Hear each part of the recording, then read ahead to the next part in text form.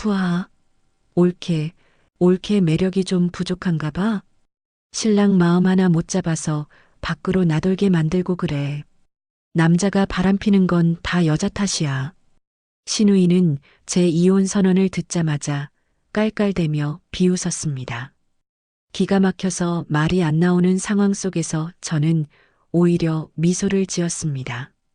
저 재수 없는 신우이를 단번에 쓰러뜨릴 비장의 수가 제 손 안에 있었거든요. 형님 말씀 한번 잘하셨어요. 그래서 형님 남편도 바람났나 봐요? 순간 신우이는 대성통곡하며 뒷목 잡고 쓰러졌는데요. 사이다 같은 그날 밤의 이야기 지금 바로 시작합니다. 안녕하세요. 저는 40살을 갓 넘긴 두 아이의 엄마입니다. 한때는 세상 물정 모르고 사랑만 받으며 살았던 제가 어떻게 남편과 시댁이라는 지옥에서 탈출했는지 털어놓으려 하는데요. 결혼 전에 저는 부끄럽지만 정말 금지옥엽이라는 말이 딱 어울리는 사람이었어요. 부모님은 지역에서 꽤 큰 과일 도매상을 하셨고 덕분에 저는 경제적인 어려움은커녕 돈 귀한 줄도 모르고 자랐죠.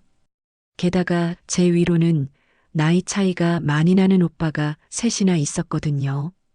오빠들은 막내인 저를 동생이 아니라 공주님 모시듯이 업어 키웠습니다.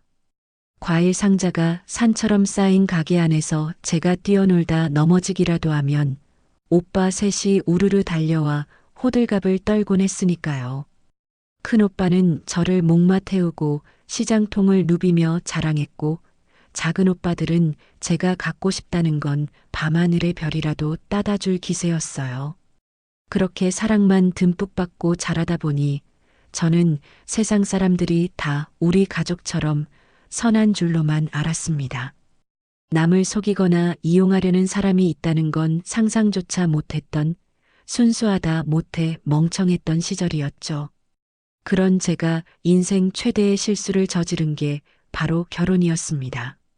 대학 졸업 후 사회 경험을 쌓겠다며 들어간 회사에서 전 남편을 만났습니다. 당시 그는 거래처 직원이었는데 낡은 구두를 신고 땀을 뻘뻘 흘리며 뛰어다니는 모습이 왠지 모르게 성실해 보였어요. 흔히 돈 좀 있다는 집안 아들들의 거만함과는 다른 그 소탈하고 꾸밈 없는 모습에 콩깍지가 제대로 씌었던 거죠. 제가 먼저 호감을 표했을 때 그는 가진 게 하나도 없다며 자기를 만나 고생시키고 싶지 않다고 했어요. 그때 저는 그 모습마저 겸손하다며 좋아했고요. 결혼하겠다고 그 사람을 집에 데려가던 날 집안 분위기는 싸늘하게 식었습니다. 평소엔 제 말이라면 파트로 매주를 쓴데도 믿어주던 오빠들이 그를 보자마자 결사반대를 외쳤죠. 특히 큰오빠는 저를 따로 불러내 심각한 얼굴로 말했어요. 막내야, 다시 생각해라. 사람 겉만 보고 판단하면 안 되지만 저놈 눈빛이 영 마음에 안 든다. 웃고 있어도 눈이 웃질 않아. 뭔가 꿍꿍이가 있는 관상이야. 하지만 사랑에 눈이 멀어버린 제 귀에 그런 충고가 들릴 리 만무했고 저는 울고불고 난리를 쳐서 기어이 결혼 승낙을 받아냈습니다. 그때 오빠들 말을 들었어야 했습니다. 10년이 지난 지금도 저는 그때를 떠올리며 가슴을 치곤 하니까요. 결혼 생활 10년 차, 금지옥염 막내딸은 온데간데였고 저는 시댁의 식모가 되어 있었습니다. 남편은 결혼 직후 친정 오빠의 도움으로 번듯한 중견기업으로 이직을 했는데 그게 다 처가 덕분인 걸 알면서도 시댁 식구들은 고마워하기는커녕 저를 못 잡아먹어서 안달이었습니다. 특히 시어머니는 며느리 친정이 잘 사는 게 자존심 상하시는지 사사건건 트집을 잡으며 깎아내리기 바빴죠. 김장이나 제사 때는 기본이고 주말에도 수시로 불러내 일을 시키면서 제가 힘든 내색이라도 하면 비꼬는 말투로 쏘아붙이셨죠. 아이고, 귀한 집 딸이라 이런 험한 일은 못하겠나 보네. 돈 좀 있다고 유세 떠는 거냐? 툭하면 친정 타령에 몸살이는 꼴하고는 네 친정 부모가 그렇게 가르치든. 그럴 때마다 울컥 치미는 화를 억누르며 죄송하다고 고개를 숙이는 제 모습이 참 처량했어요. 신우이는 더했습니다. 의사 남편을 둔 신우이는 의사 사모님이라는 타이틀로 목에 깁스를 하고 다녔죠. 저를 마치 하녀 부리듯이 대하는 건 예사였고 친정 과일 가게를 자기네 창고처럼 여기기 일쑤였어요. 옳게 이번에 과일 맛있다고 하던데 우리 남편 병원 사람들한테 돌리게 최상품으로 10박스만 보내봐. 친정에 말하면 공짜로 줄 거 아니야? 돈 한 푼 안 내고 비싼 과일을 가져가면서도 뻔뻔하게 구는 신우이를 볼 때마다 속이 뒤집어졌지만 남편 기 살려주겠다고 꾹꾹 참아온 세월이었어요. 그러던 어느 주말 아침이었습니다. 그날따라 남편은 새벽부터 일어나 분주하게 짐을 챙겼어요. 평소엔 주말이면 소파와 한몸이 되던 사람이 콧노래까지 흥얼거리며 낚시 가방을 챙기는 모습이 낯설었지만 저는 별 의심 없이 물었죠. 여보, 오늘 낚시 간다더니 신나 보이네? 아침밥은 먹고 가지? 남편은 신발을 신으며 건성으로 대답했습니다. 매영이랑 약속했잖아. 매영이 요즘 병원 일 때문에 스트레스 많이 받으신다고 해서 같이 가드리는 거야. 알잖아. 매영 성격 꼼꼼해서 늦으면 싫어하시는 거. 밥은 가다가 휴게소에서 먹을게. 입가에 번지는 웃음을 참지 못하는 표정이었는데 저는 그게 그저 오랜만에 낚시 가서 신이 난 줄로만 알았습니다. 심해부가 낚시광인 건 온 가족이 다 아는 사실이라 남편이 심해부 비위 맞추느라 고생한다고만 생각했죠. 제가 운전 조심하고 오늘 저녁 늦게나 올 거지? 라고 배웅하자 남편은 묘하게 시선을 피하며 말했습니다. 아, 그게 매영이 밤낚시까지 하고 싶어 하셔서 내일 아침에나 들어올 것 같아. 애들 숙제 좀 봐주고 일찍 자. 그렇게 남편을 보내고 저는 밀린 집안일을 하며 정신없이 시간을 보냈습니다. 아이들은 거실에서 TV 만화 영화에 푹 빠져 있었고 저는 주방에서 설거지를 하고 있었죠. 그때 거실 구석에서 카톡 하는 경쾌한 알림음이 울렸습니다. 아이들이 게임을 하나 싶었지만 태블릿 PC는 소파 구석 충전기에 꽂힌 채 덩그러니 놓여 있었습니다. 이상하다 싶어 다가가 보니 그 태블릿은 남편이 예전에 쓰던 구형 모델이었습니다. 남편이 핸드폰을 바꾸면서 로그아웃을 안 해둔 탓에 카카오톡이 연동되어 있었던 거죠. 꺼져 있던 화면이 알림과 함께 환하게 밝혀졌는데 발신자가 다름 아닌 매영이었습니다. 낚시 가서 운전 중일 남편에게 무슨 급한 일이라도 생겼나 싶어 홀린 듯 잠금 패턴을 풀었어요.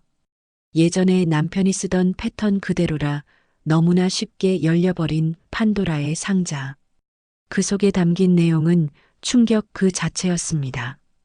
처남 출발했어?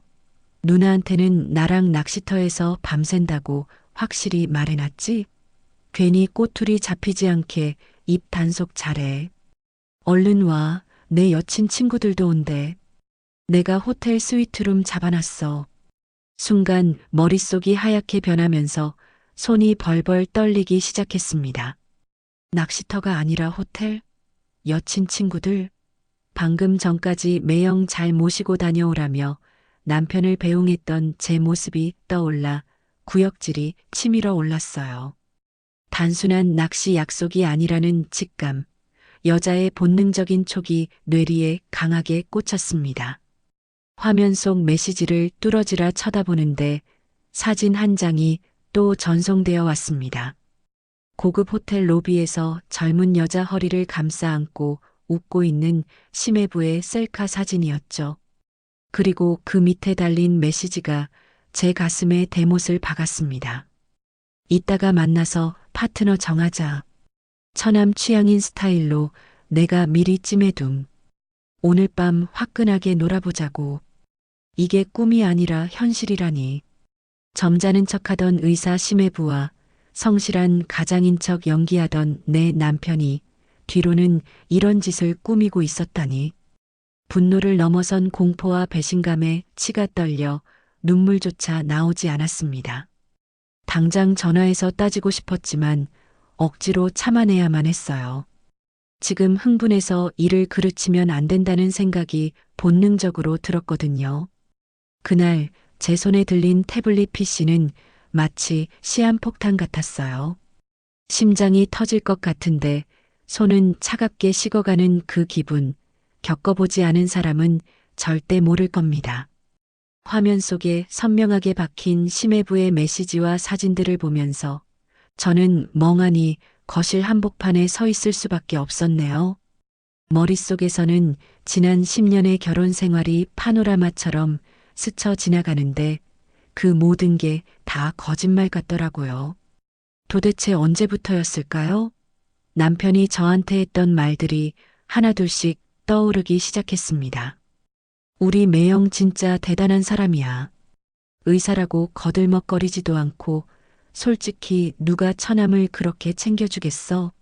당신도 매형한테 좀 더 잘해드려. 그때는 그 말이 참 순박하고 고마워서 제가 더 나서서 심해부 생신상까지 차리고 병원 직원들 간식까지 챙겨 보냈었거든요. 그런데 그게 다 자기들끼리 쿵짝이 맞아서 놀러 다니기 위한 밑밥이었다니 기가 막혀서 헛웃음만 나오더라고요. 심해부가 저를 볼 때마다 짓던 그 인자한 미소 뒤에 저 멍청한 여자, 우리가 속이는 줄도 모르고 좋단다 하는 비웃음이 숨겨져 있었다고 생각하니 온몸에 소름이 끼쳤습니다. 당장이라도 남편에게 전화를 걸어 소리치고 싶었지만 이를 악물고 참았어요. 지금 터트리면 안 된다. 아직은 아니다. 친정 오빠들이 예전에 해줬던 말이 불현듯 떠오르더라고요. 막내야, 무슨 일이 생기면 감정적으로 굴지 말고 증거부터 잡아라. 세상은 네 진심을 알아주지 않아. 오로지 팩트만 믿는 거야. 그때는 흘려들었던 그 말이 절체절명의 순간에 저를 붙잡아준 동아줄이 될 줄 누가 알았겠어요. 저는 떨리는 손을 진정시키며 태블릿 화면을 하나하나 캡처하기 시작했습니다. 심해부가 보낸 호텔 스위트룸, 여친 친구들, 파트너 정하자 같은 더러운 메시지들은 물론이고 그동안 둘이서 주고받은 낚시 약속인 척했던 날짜들까지 샅샅이 뒤졌죠. 날짜를 대조해보니 기가 차더라고요.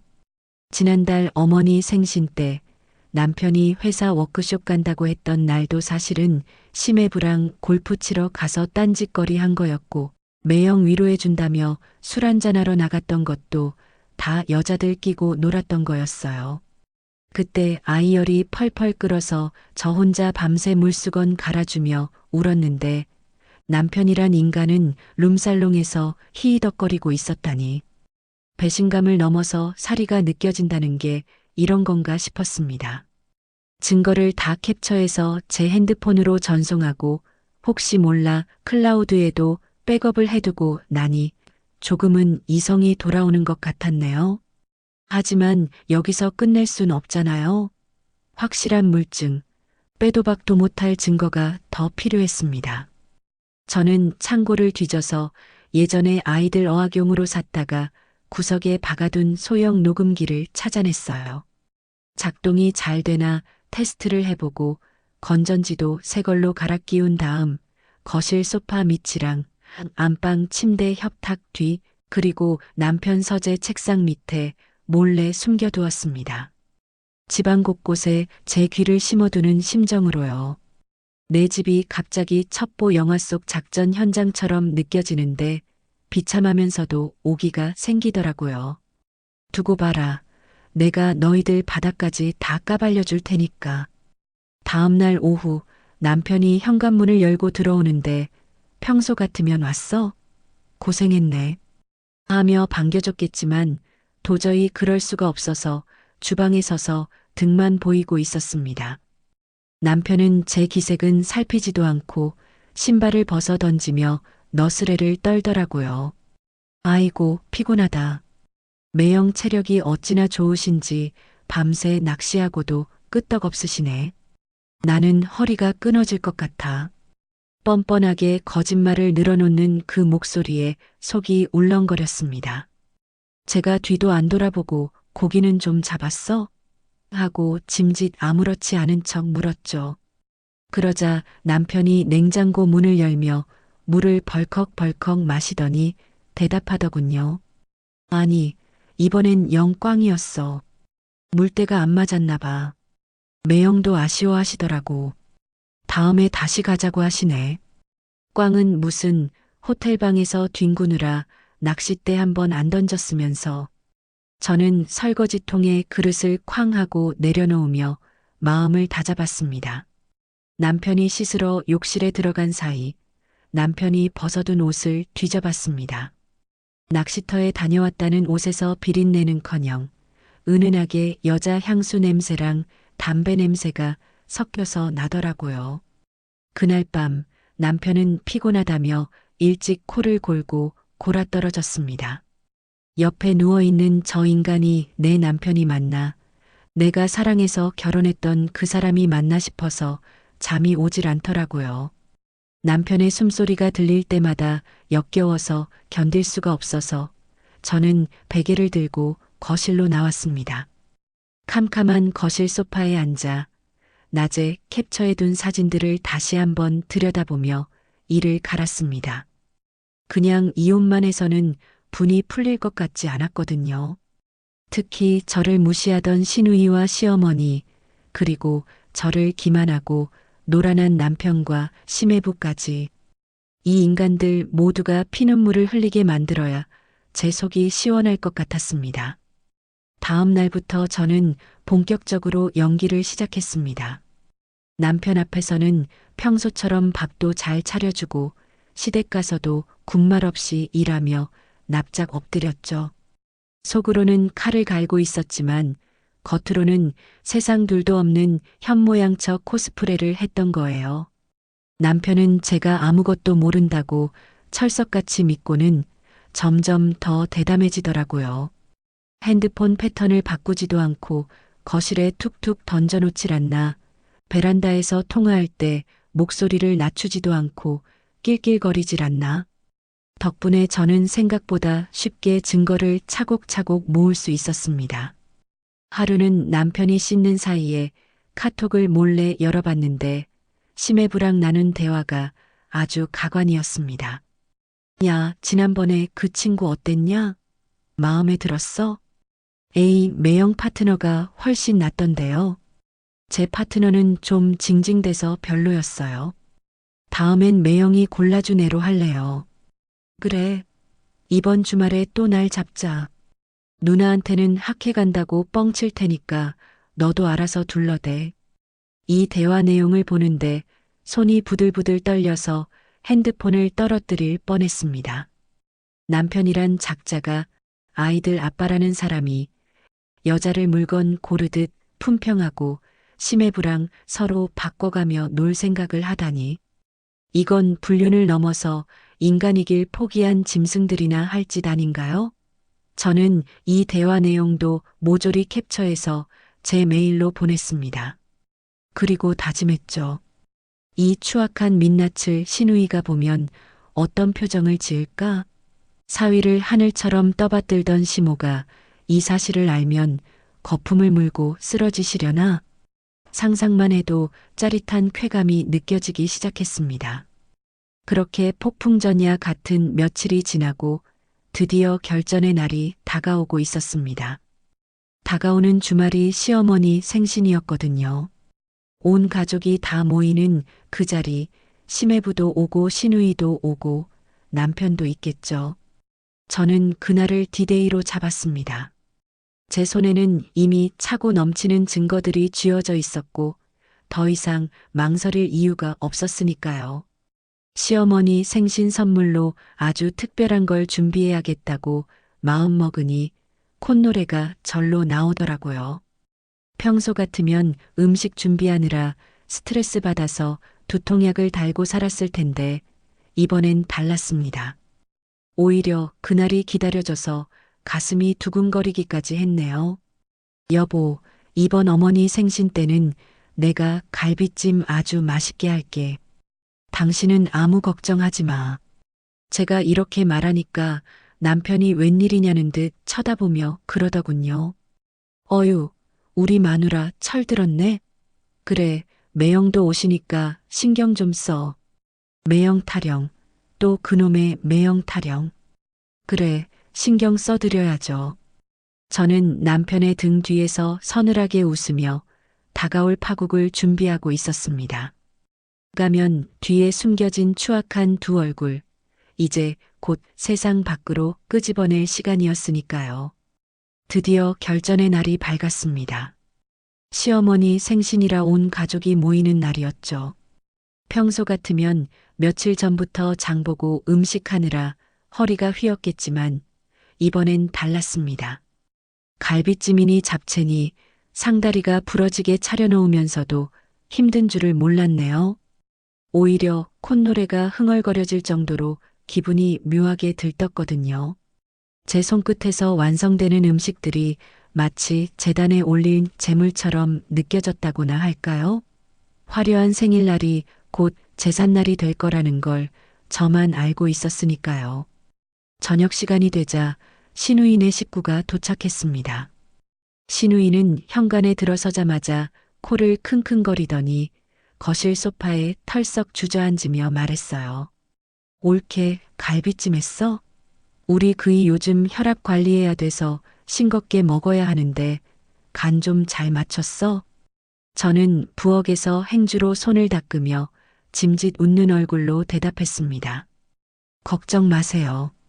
심해부님 입맛에 딱 맞게 심심하게 했어요. 오시는 길 안 막히셨어요? 심해부는 뒤늦게 들어오더니 남편 어깨를 툭 치며 윙크를 했어요. 처남, 얼굴 좋네. 주말에 낚시 가서 힐링 좀 했나 봐. 남편도 기다렸다는 듯이 맞장구를 쳤습니다. 아유, 매형 덕분이죠. 매형이 한 수 가르쳐 주신 덕분에 손맛 좀 봤습니다.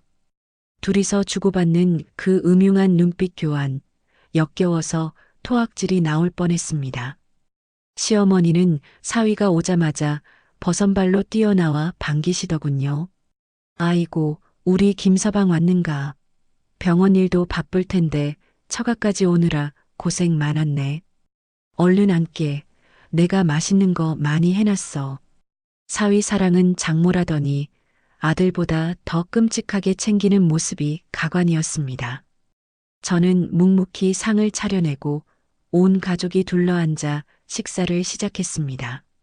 시어머니는 갈비찜을 집어 심해부 밥그릇에 올려주며 연신 싱글벙글 하셨죠. 많이 먹게 해. 우리 며느리가 솜씨는 없어서 자네 입맛에 맞을지 모르겠네.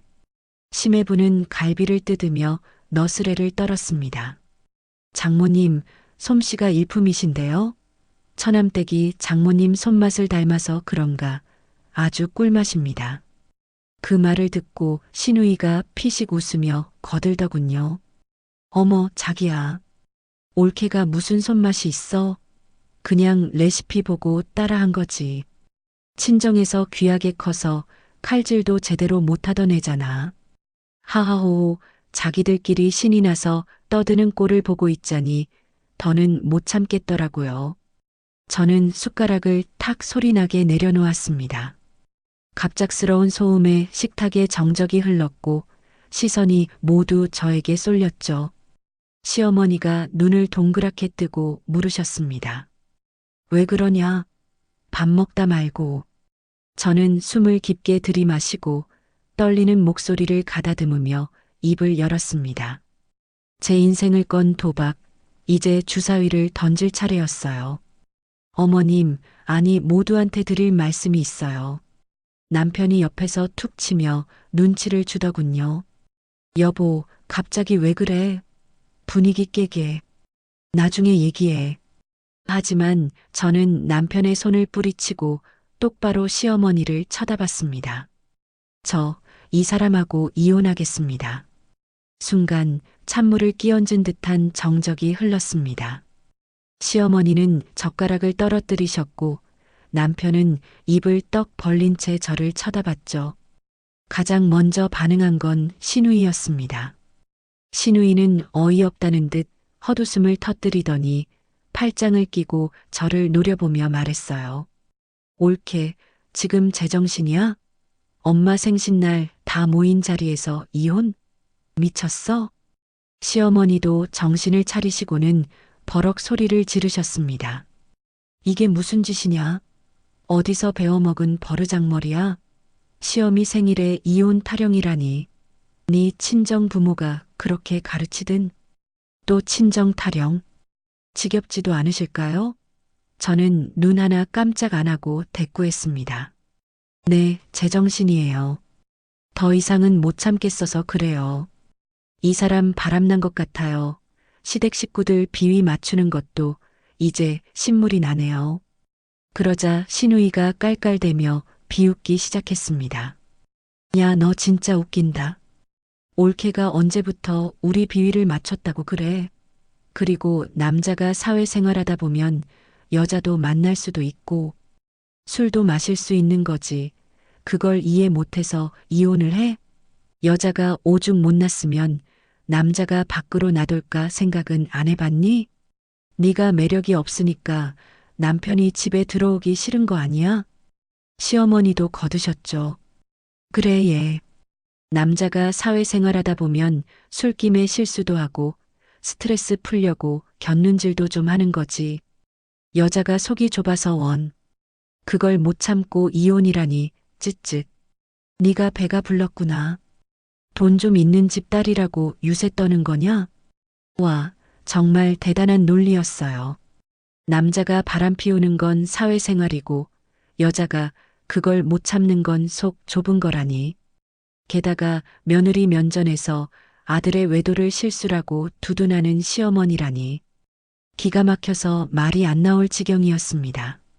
남편은 그 와중에 제 눈치를 보며 슬금슬금 꽁무니를 빼려고 하더라고요. 엄마, 누나, 그만해. 집사람이 요즘 좀 예민해서 그래.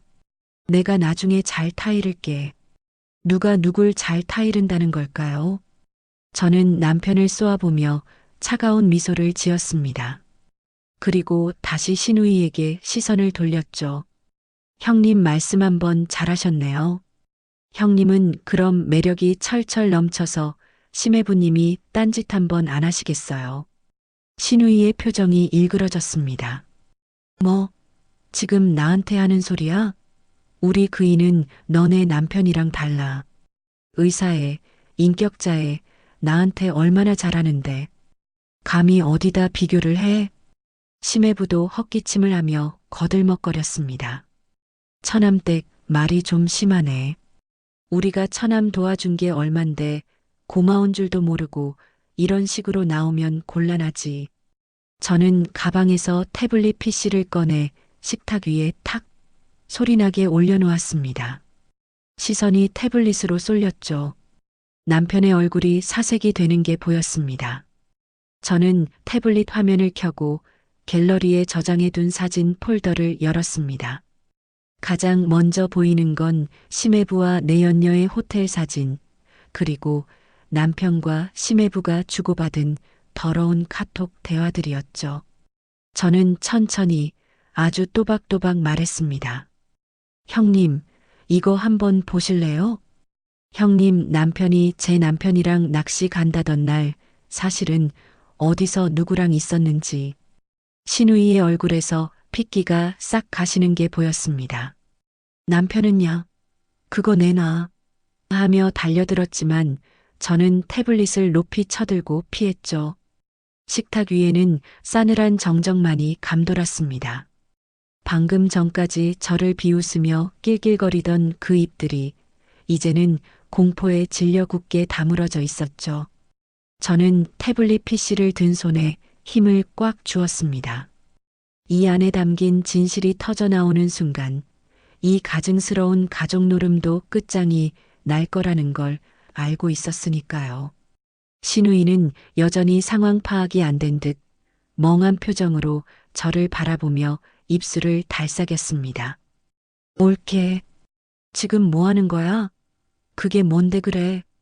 목소리가 미세하게 떨리고 있었습니다. 불안함이 스멀스멀 올라오는 거겠죠. 저는 태블릿 화면을 신우이 쪽으로 휙 돌려 보여주며 차갑게 웃어 보였습니다. 형님, 아까 참 재밌게 웃으셨죠? 남편이 바람 피우는 거 여자 탓이라고 깔깔대셨잖아요. 그런데 어쩌죠? 형님이 그렇게 믿고 떠받들던 형님 남편도 처남 핑계대고 딴 여자랑 뒹굴고 다녔다는 사실은 모르셨나 봐요. 순간 신우이의 눈동자가 흔들리더니 태블릿 화면에 고정되었습니다. 화면 속에는 심해부가 낯선 여자의 허리를 감싸 안고 호텔 로비에 서 있는 사진이 아주 선명하게 박혀 있었죠. 그 밑에는 오늘 밤 화끈하게 놀아보자라는 메시지까지 친절하게 적혀 있었고요. 이게 뭐야? 신우이가 비명을 지르듯 소리치며 태블릿을 낚아채 갔습니다. 손을 부들부들 떨며 화면을 넘기는 신우이의 얼굴이 순식간에 흑빛으로 변해갔습니다. 옆에서 지켜보던 심해부의 얼굴도 사색이 되다 못해 하얗게 질려버렸죠. 남편은 고개를 푹 숙이고는 쥐구멍이라도 찾고 싶은 표정이었습니다. 아, 이 김석훈 개자식아. 이게 뭐야? 너 나한테 낚시 간다며. 처남이랑 낚시 가서 밤샌다며. 이게 뭐냐고. 신우이의 악에 바친 고함 소리가 거실을 뒤흔들었습니다. 시어머니는 놀라서 가슴을 부여잡고 아이고 무슨 일이냐, 왜들 이러냐 하며 발을 동동 구르셨죠. 하지만 신우이는 이미 이성을 잃은 상태였습니다. 식탁 위에 있던 갈비찜 접시를 들어 심해부에게 집어던지려는 걸 남편이 가까스로 말렸어요. 누나, 진정해. 일단 말로 해. 이거 나. 이거 안 나? 야, 너도 한 패지? 너도 알면서 나 속인 거지? 둘이 짜고 나 병신 만든 거잖아. 신우이는 남편의 멱살을 잡고 흔들며 울부짖었습니다. 머리는 산발이 되고 눈물 콧물로 범벅이 된 얼굴은 아까의 거만함은 온데간데 없이 처참하게 일그러져 있었죠. 저는 그 꼴을 팔짱을 끼고 지켜보며 속으로 쾌재를 불렀습니다. 그래, 더 싸워라. 서로 물고 뜯고 아주 죽여라. 그게 너희들의 진짜 모습이니까. 그때 심해부가 억울하다는 듯 변명을 늘어놓기 시작했습니다. 여보, 오해하지 마. 이거 다 합성이야. 요즘 세상이 어떤 세상인데 이런 사진 조작하는 거 일도 아니라고. 처남댁이나 모함하려고 꾸민 짓이야. 증거가 눈앞에 있는데도 발뺌이라니 의사라는 사람이 머리가 저렇게 안 돌아가나요? 저는 코웃음을 치며 태블릿을 다시 뺏어 들었습니다. 합성이요? 아주버님, 지금 장난하세요? 여기 날짜랑 시간, 위치 정보까지 다 찍혀 있는데 무슨 합성을 운운하세요? 그리고 이거 하나뿐인 줄 아세요? 여기 녹음 파일도 있는데 한번 들어보실래요? 저는 보란 듯이 녹음기 아이콘을 눌렀습니다. 스피커를 통해 심해부의 느끼한 목소리가 거실 가득 울려 퍼졌죠. 처남, 지난번에 그 연기에 죽이지 않았냐? 다음 주말에도 또 콜? 매형, 누나가 눈치채면 어떡해요? 걱정 마, 네 누나 단순해서 내가 학회 간다고 하면 껌뻑 죽어. 처남만 입 다물면 완전 범죄야. 적나라한 대화 내용이 흘러나오자 심해부는 입을 다물지 못했습니다. 시어머니는 뒷목을 잡고 휘청거렸고 신우이는 충격에 휩싸여 주저앉고 말았습니다. 어떻게 나한테 이럴 수가 있어? 내가 너 의사 만든다고 뒷바라지한 게 얼만데. 우리가 병원 개원해 준다고 돈 대준 게 얼만데. 신우이는 바닥을 치며 통곡했습니다. 그런 딸을 보며 시어머니가 부들부들 떨며 일어나더니 심해부에게 달려들어 따귀를 올려붙였습니다. 짝! 하는 소리가 어찌나 찰지던지 제 속이 다 시원하더라고요. 이 나쁜 놈, 감히 우리 귀한 딸을 두고 바람을 피워. 네가 인간이냐? 의사면 다야. 내가 자네를 어떻게 대접했는데 은혜를 원수로 갚아? 시어머니는 심해부의 머리끄덩이를 잡고 흔들며 난동을 부리셨습니다. 내 딸 눈에서 눈물 나게 하면 내 눈엔 피눈물 나게 해줄 거야. 당장 내 딸한테 빌어. 썩 빌지 못해? 아수라장이 된 집안 꼴을 보니 기가 막히더라고요.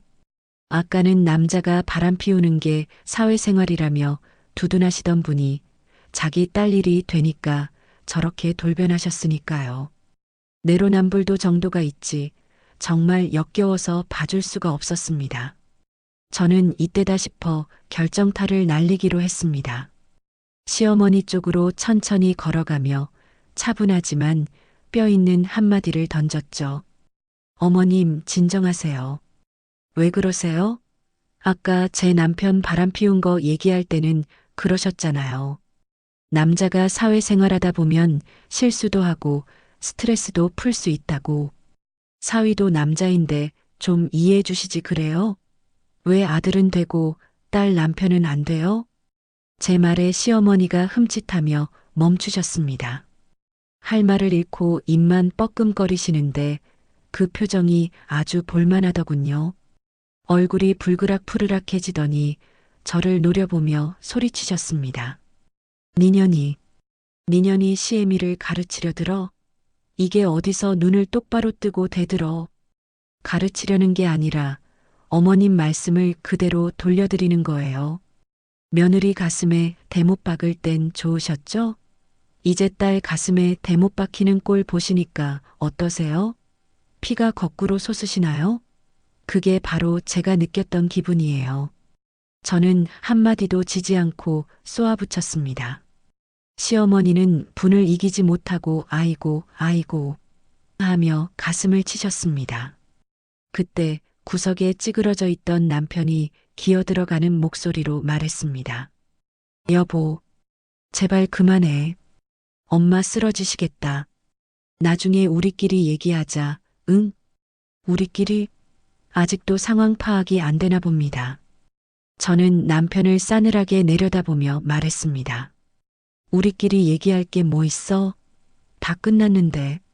나 너랑 못 살아. 이혼 서류 보낼 테니까 도장이나 찍어. 그리고 위자료랑 재산 분할 준비 단단히 해두는 게 좋을 거야. 내가 가진 증거들 법원에 제출하면 너 빈털터리로 쫓겨날 줄 알아. 남편은 사색이 되어 제 팔을 붙잡았습니다. 여보, 한 번만 봐줘. 애들 생각해서라도 이러면 안 되잖아. 내가 잘못했어. 다시는 안 그럴게. 매형이 꼬셔서 어쩔 수 없이. 이거 나. 더러운 손 치워. 애들 핑계 대지 마.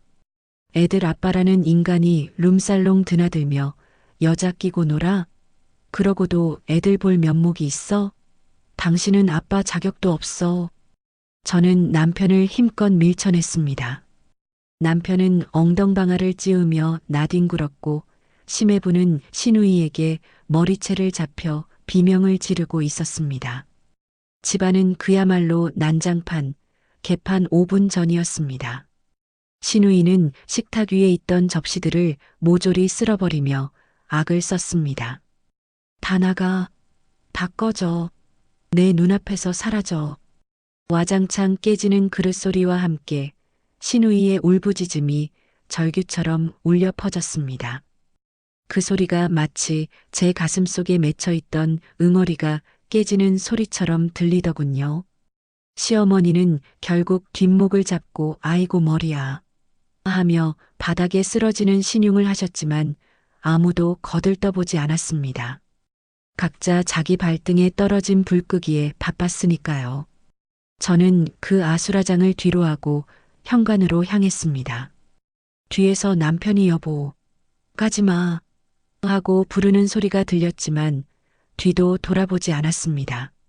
현관문을 열고 나서는 순간 밤 공기가 그렇게 상쾌할 수가 없었네요. 마치 10년 묵은 채증이 싹 내려가는 기분이었습니다. 하지만 여기서 끝낼 순 없죠. 이제 1막이 끝났을 뿐, 진짜 복수는 지금부터니까요. 친정 오빠들에게 전화를 걸었습니다. 수화기 너머로 들려오는 큰오빠의 듬직한 목소리에 참았던 눈물이 왈칵 쏟아질 뻔했습니다. 오빠, 나야. 지금 데리러 와줄 수 있어? 할 말이 있어. 제 목소리가 심상치 않다는 걸 느꼈는지 오빠가 다급하게 물었습니다. 무슨 일이야? 너 울어? 그 자식이 또 속 썩였어? 어디야? 지금 당장 갈게. 응, 시댁 앞이야. 오빠들 다 같이 와줘. 오늘 아주 끝장을 볼 거야. 전화를 끊고 하늘을 올려다봤습니다. 까만 밤하늘에 별이 유난히도 반짝이더라고요. 저 별들처럼 제 인생도 이제 다시 반짝일 수 있을까요? 아니, 반짝이게 만들어야죠. 금지옥 옆 막내딸로 사랑받던 그때로 돌아가 당당하게 내 인생을 되찾을 겁니다. 시댁 식구들이 피눈물을 흘리며 후회하게 만들어줄 겁니다. 잠시 후, 저 멀리서 오빠들의 차 라이트 불빛이 보이기 시작했습니다. 마치 어둠 속에서 저를 구하러 온 기사단처럼 든든하고 믿음직스러운 불빛이었죠. 저는 눈물을 닦고 주먹을 불끈 쥐었습니다. 차가운 밤 공기 속에 서 있으니 방금 전까지 시댁 거실에서 벌어졌던 난리굿이 마치 꿈만 같더라고요. 하지만 제 손에 쥐어진 핸드폰과 그 안에 담긴 증거들은 엄연한 현실이었죠. 심장이 쿵쿵 뛰었지만 두려움보다는 묘한 해방감이 가슴을 채웠습니다. 저 멀리서 어둠을 가르며 달려오는 불빛들, 바로 우리 오빠들의 차였습니다. 차 세대가 연달아 제 앞에 멈춰섰고 문이 열리자마자 덩치 큰 그림자 셋이 우르르 내렸습니다. 너 괜찮아? 무슨 일이야? 얼굴이 왜 그래? 큰오빠가 제일 먼저 달려와 제 어깨를 감싸주었습니다. 둘째, 셋째 오빠도 걱정스런 얼굴로 제 주위를 둘러쌌죠. 오빠들의 얼굴을 보자마자 참았던 눈물이 왈칵 쏟아지더라고요. 그동안 시댁에서 겪은 서름과 남편의 배신, 시누이의 조롱, 이 모든 게 주마등처럼 스쳐 지나갔습니다. 오빠, 나 못 살겠어. 저 사람들 다 미쳤어. 제가 울먹이며 자초지종을 털어놓자 오빠들의 얼굴이 무섭게 일그러졌습니다. 특히 평소엔 점잖기로 소문난 큰오빠의 눈빛이 형형하게 빛나는데 옆에 있던 제가 다 오금이 저릴 정도였죠. 뭐, 바람, 그것도지 매형이랑 짜고, 이게만도 못한 놈들이. 둘째 오빠는 당장이라도 쳐들어갈 기세로 소매를 걷어붙였고, 셋째 오빠는 이를 갈며 욕설을 내뱉었습니다. 하지만 큰오빠가 냉정하게 동생들을 제지했습니다. 진정해라. 가서 깽판 치는 건 하수들이나 하는 짓이야. 우린 법대로 아주 처절하게 밟아줄 거야. 일단 그놈 면상이나 보고 나오자. 오빠들과 함께 다시 시댁 현관문을 열고 들어갔을 때 거실은 여전히 아수라장이었습니다.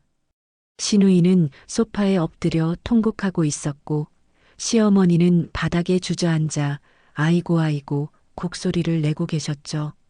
심해부는 넥타이가 풀어 헤쳐진 채 넋이 나가 있었고 남편은 구석에서 머리를 감싸쥐고 있었어요.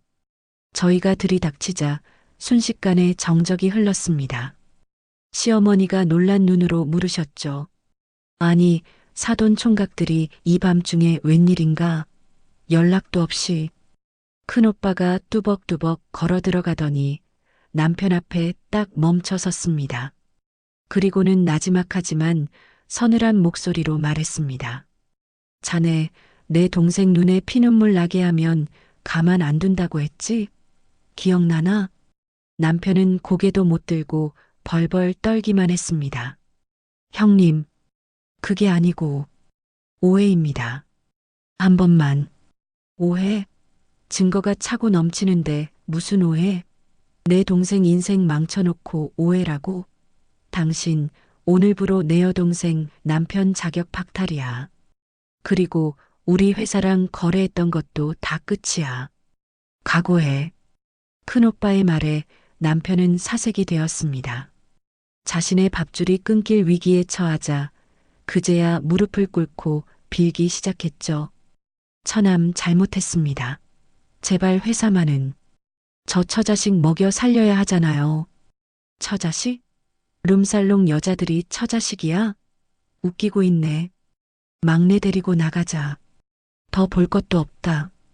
오빠들의 호령에 남편은 아무 말도 못하고 찌그러졌습니다. 시어머니가 나서서 아니, 그래도 얘기는 하고 가야지. 하며 말리려 했지만 둘째 오빠가 눈을 부라리자 입도 뻥긋 못하시더라고요. 소파 위에 던져뒀던 제 핸드백과 외투만 챙겨들자 남편이 다급하게 제 옷자락을 잡으며 물었습니다. 여보, 어디가? 애들 데리고 집에 올 거지? 저는 남편의 손을 매몰차게 뿌리치며 싸늘하게 말했습니다. 한 번만 더 애들 소리 입 밖에 내기만 해. 오늘 친정에 맡겨두길 천만다행이지. 애들이 얼마나 충격 먹었겠니? 앞으로 애들 볼 생각 마.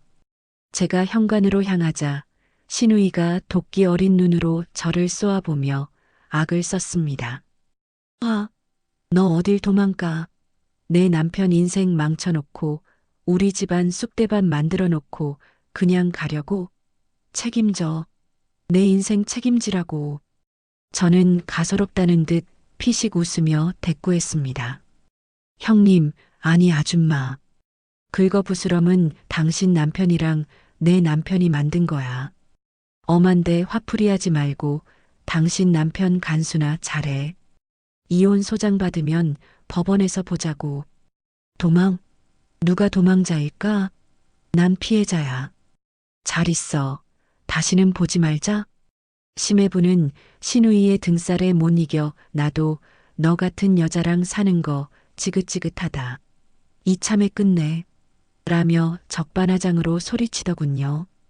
결국 시댁은 아들과 딸이 동시에 이혼 소송에 휘말리는 전무후무한 이혼 명문가가 되어버렸습니다.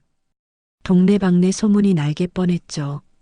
시어머니는 창피해서 시장도 못 나가게 생겼으니 쌤통이라는 생각이 들었습니다.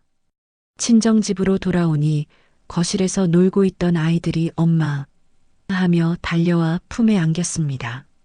아무것도 모르는 해맑은 아이들의 얼굴을 보니 긴장이 풀리면서 다리에 힘이 쭉 빠지더라고요. 부모님은 제 손을 잡고 하염없이 눈물을 흘리셨습니다. 우리 귀한 딸이 저런 놈한테 당하고 살았다니. 미안하다, 정말 미안하다. 오빠들은 밤새 술잔을 기울이며 분통을 터뜨렸고요. 하지만 저는 울지 않았습니다. 이제부터가 진짜 싸움이라는 걸 알았으니까요. 아이들을 재워놓고 저는 변호사를 알아보고 이혼 소송 절차를 검색하며 밤을 지새웠습니다. 제가 모아둔 증거들은 법정에서 아주 강력한 무기가 될 것이 분명했으니까요. 다음 날부터 저는 남편이 있는 집에는 얼씬도 하지 않았습니다. 필요한 짐은 용달차를 불러서 남편 없을 때 싹 빼왔죠. 그리고 본격적인 응징이 시작되었습니다. 큰오빠는 약속대로 전 남편이 다니던 회사에 영향력을 행사했습니다. 큰오빠의 인맥은 생각보다 대단했거든요. 전 남편 회사의 임원진에게 직접 전화를 걸어 사위의 부도덕한 행실과 회사 이미지 실추를 언급하며 압박을 넣었죠. 결국 전 남편은 회사 내에서 왕따를 당하다가 권고사직을 당하고 말았습니다. 불륜 사실이 사내 게시판에 익명으로 퍼지면서 여직원들의 따가운 시선을 견딜 수 없었을 겁니다. 잘 다니던 직장에서 쫓겨나고 퇴직금마저 위자료로 압류당할 처지가 되니 꼴이 말이 아니었겠죠. 심해부도 무사하지 못했습니다. 신우이가 병원에 찾아가 난동을 부리는 바람에 병원 전체에 원장의 불륜 사실이 소문나 버렸거든요. 원장이 자기 처남이랑 짜고 룸살롱 다녔다는데 환자들한테는 친절한 척하더니 뒤로는 호박씨 깠네. 환자들 사이에서도 수군거림이 퍼지면서 병원 매출이 급감했습니다. 지역 사회 맘카페에도 소문이 쫙 퍼져서 불륜 의사병원 불매 운동까지 벌어질 조짐이 보였죠. 게다가 신우이와의 이혼 소송은 진흙탕 싸움으로 번졌습니다. 서로의 치부를 드러내며 물고 뜯는 꼴이 아주 가관이었다고 하더라고요. 심해부는 재산 분할을 안 해주려고 재산을 빼돌리다 걸려서 망신을 당했고, 신우이는 위자료를 더 뜯어내려고 시댁에 찾아가 드러눕기까지 했다나요. 저는 이 모든 소식을 건너 들으며 쓴웃음을 지었습니다. 인과응보, 뿌린 대로 거둔다는 말이 딱 맞더라고요. 저는 이혼 소송이 진행되는 동안 과거의 경력을 살려 재취업 준비를 했습니다. 경력 단절 여성이라 쉽지는 않았지만 친정 오빠들의 도움과 제 의지로 작은 무역회사에 취직할 수 있었죠. 첫 출근하던 날 거울 속에 비친 제 모습은 더 이상 주눅든 며느리가 아니었습니다. 당당한 커리어 우먼, 내 인생의 주인공이었죠. 그리고 아이들과 함께 살 작은 아파트도 구했습니다. 친정 부모님이 보태주신 돈과 제가 모은 돈을 합쳐서 마련한 보금자리였죠. 비록 예전 집처럼 넓고 화려하진 않았지만 그 어느 곳보다 아늑하고 평화로웠습니다. 이사 첫날 밤 아이들과 거실에 이불을 깔고 누웠는데 창문 너머로 달빛이 은은하게 비쳐 들어오더라고요. 아이들이 곤히 잠든 모습을 바라보며 저는 조용히 다짐했습니다. 얘들아, 엄마가 미안해. 그리고 고마워. 이제 우리 셋이서 행복하게 살자. 아빠 빈자리가 느껴지지 않게 엄마가 2배, 3배 더 사랑해줄게. 그렇게 몇 달이 지나고 드디어 이혼 판결이 났습니다. 남편의 유책 사유가 명백하여 위자료 3천만 원과 양육비 월 150만 원 지급 판결. 재산 분할도 제가 기여한 부분을 인정받아 꽤 만족스러운 결과를 얻었습니다. 법원 문을 나서는데 쭈그려 앉아 담배를 피우고 있는 전 남편의 모습이 보이더군요. 초췌한 얼굴에 구겨진 양복. 불과 몇 달 전만 해도 저를 무시하고 떵떵거리던 그 남자가 맞나 싶을 정도로 비참해 보였습니다. 저를 보자마자 벌떡 일어나 다가왔어요. 여보, 잘 지냈어? 애들은? 애들 보고 싶은데. 애들 볼 자격 없다고 판사님이 말했잖아. 비켜. 저는 차갑게 쏘아붙이고 지나치려는데 전 남편이 제 팔을 붙잡으며 매달렸습니다. 한 번만 기회를 줘. 나 정말 반성 많이 했어. 회사도 잘리고 갈 데도 없고 매형이랑도 연 끊었어. 제발. 그거 알아? 당신 지금 되게 추해 보여. 기회는 당신이 걷어찼어. 내가 수없이 참아주고 기다려줄 때 당신은 딴 여자랑 놀아놨잖아. 이제 와서 후회하면 뭐해? 버스 떠났어. 전 남편의 손을 뿌리치고 택시를 잡아타는 그 순간 가슴 한구석이 뻥 뚫리는 듯한 시원함을 느꼈습니다. 정말 끝이구나. 지긋지긋했던 악연의 고리를 끊어냈구나. 이혼 도장을 찍고 법원을 나서던 그날, 저는 제 인생의 겨울이 끝나고 따스한 봄날만 계속될 줄 알았습니다. 새로 구한 아파트는 비록 좁았지만 아침마다 창가로 스며드는 햇살이 그렇게 눈부실 수가 없었고, 아이들과 둘러앉아 먹는 저녁 밥상은 세상 그 어떤 진수성찬보다 달콤했거든요. 회사에서도 제법 자리를 잡아가고 있었고, 통장에 차곡차곡 쌓이는 월급을 보며 아, 내 힘으로 내 새끼들 건사하며 사는 게 이렇게 벅찬 기쁨이구나 하고 매일같이 감동하며 지냈으니까요. 밤에 자리에 누우면 더 이상 남편이 언제 들어오나 가슴 졸일 필요 없이 아이들의 새근거리는 숨소리를 자장가 삼아 꿀잠을 잘 수 있다는 사실만으로도 저는 충분히 행복했습니다. 하지만 호사다마라고 했던가요? 평온했던 제 일상의 돌이 하나 날아들어 잔잔한 호수의 파문을 일으키는 건 순식간이더라고요. 마침 연차를 쓴 평일 오후였는데 아이들은 거실에서 블록놀이를 하고 저는 밀린 빨래를 개며 한가로운 시간을 보내고 있었어요. 딩동하는 초인종 소리에 인터폰을 확인해 보니 우체부 아저씨가 서 계시길래 무슨 일인가 싶어 문을 열어드렸죠. 등기 왔습니다. 이나영 씨 본인 맞으시죠? 아저씨가 건넨 두툼한 노란 서류 봉투, 발신인은 다름 아닌 가정법원이었습니다.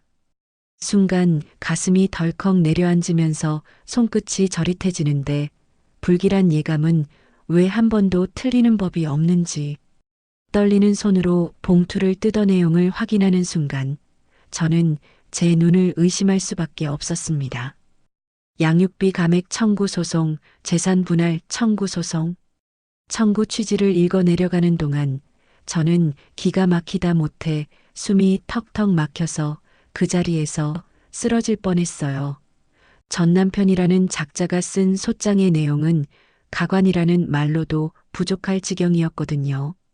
원고는 최근 회사의 부당해고로 인해 실직 상태가 되어 경제적 능력이 전무하므로 기존에 판결받은 양육비 월 150만 원을 월 30만 원으로 감액해 줄 것을 요청함. 월 30만 원? 아이 둘 키우는데 30만 원으로 뭘 하라는 건지 요즘 애들 학원비도 안 되는 돈을 던져주며 생색을 내겠다는 신보가 훤히 보이더라고요. 게다가 더 기막힌 건 그 밑에 적힌 재산 분할 청구 내용이었습니다. 이혼 당시 재산 분할 과정에서 피고가 은닉한 재산이 있을 것으로 추정되며 현재 피고가 거주 중인 아파트의 보증금 또한 결혼 생활 중 형성된 자산이므로 이에 대한 분할을 다시 요구함. 정말 사람이 어디까지 바닥을 칠 수 있는지 보여주기로 작정한 걸까요? 지금 살고 있는 이 집 보증금 친정 부모님이 저랑 아이들 길바닥에 나앉지 말라고 노후 자금께서 마련해 주신 돈이라는 거 그 인간은 누구보다 잘 알고 있거든요. 그런데 그 돈마저 뺏어가겠다고 소송을 걸다니 이게 사람 탈을 쓰고 할 짓인가 싶어 피가 거꾸로 솟았습니다. 회사에 부당해고 웃기지도 않죠. 본인이 불륜 저지르고 회사 이미지 망쳐서 권고사직 당한 걸 누구 탓을 하는 건지 뻔뻔함이 하늘을 찌르더라고요. 저는 소장을 구겨버리고 싶은 걸 꾹 참으며 식탁 위에 내려놓았습니다. 화가 나서 손이 부들부들 떨리고 얼굴이 화끈거려 견딜 수가 없었는데 거실에서 놀던 아이들이 엄마 눈치를 보며 숨을 죽이는 게 느껴져서 억지로 심호흡을 해야만 했어요. 엄마, 왜 그래? 또 아빠 때문에 그래? 큰아이가 조심스럽게 물어오는데 그 말에 가슴이 미어지더라고요. 아직 10살밖에 안 된 아이가 벌써 엄마 눈치를 보고 아빠라는 존재를 골칫덩어리로 인식하고 있다는 게 너무나 미안하고 아팠습니다. 저는 애써 웃으며 아니야. 그냥 회사 일 때문에 그래. 우리 아들 걱정했어? 하고 머리를 쓰다듬어 주었지만 속은 시커멓게 타들어가고 있었죠. 그날 밤 저는 잠 한숨 못 자고 뜬 눈으로 밤을 지새웠습니다.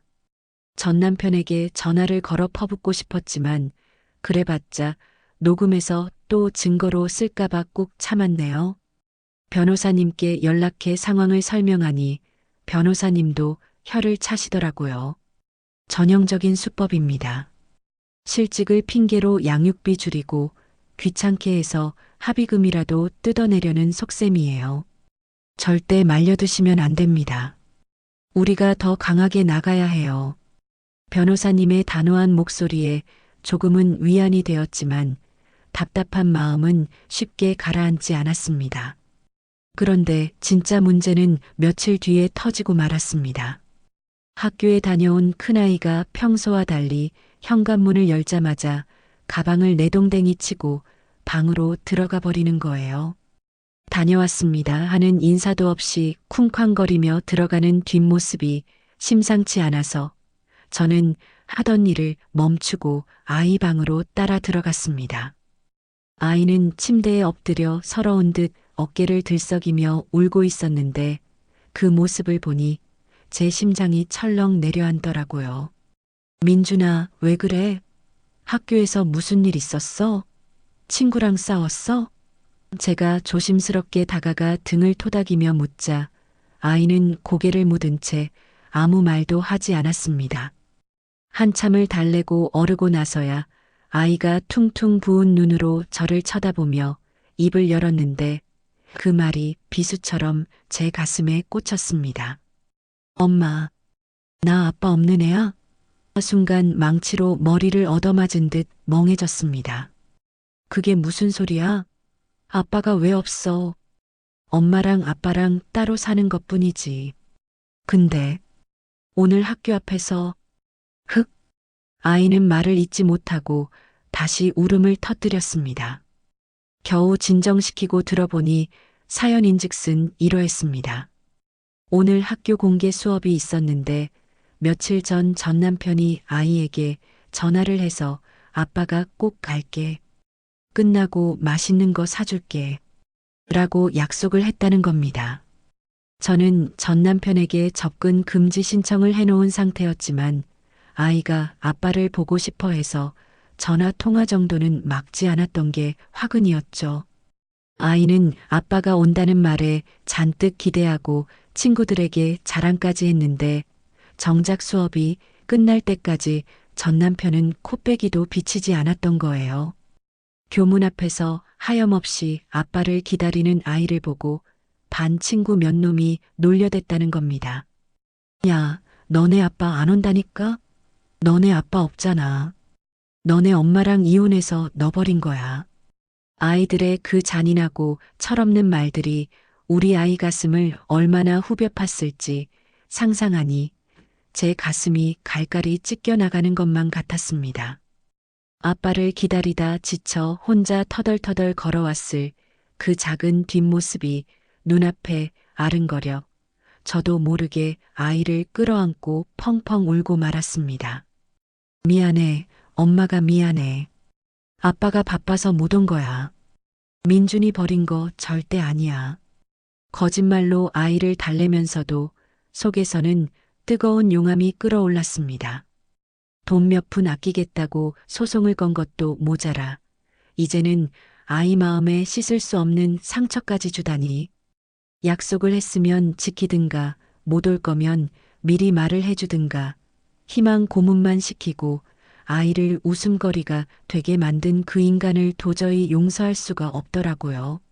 아이를 안고 한참을 울고 나니 슬픔은 어느새 서늘한 도끼로 변해 있었습니다. 더 이상은 방어만 하고 있을 때가 아니라는 생각이 들었거든요. 내가 약한 모습을 보이면 저 인간은 끝까지 우리를 괴롭힐 거다. 내가 아주 짓밟아놔야 다시는 얼씬도 못하겠구나. 어미로서의 본능이 저를 일깨웠습니다. 내 새끼 눈에서 눈물 나게 한 데가 피눈물로 갚아주겠다고 다짐했죠. 저는 아이를 재우고 거실로 나와 전 남편의 SNS를 뒤지기 시작했습니다. 분명 실직해서 돈이 없다고 징징거리던 인간이 과연 어떻게 살고 있는지 궁금했거든요. 전 남편의 새로운 계정은 의외로 쉽게 찾을 수 있었습니다. 그리고 그곳에서 저는 충격적인, 아니 어쩌면 예상했던 광경을 목격했습니다. 불과 어제 날짜로 올라온 게시물에는 고급 호텔 수영장에서 샴페인 잔을 들고 있는 여자의 사진이 떡하니 올라와 있었어요.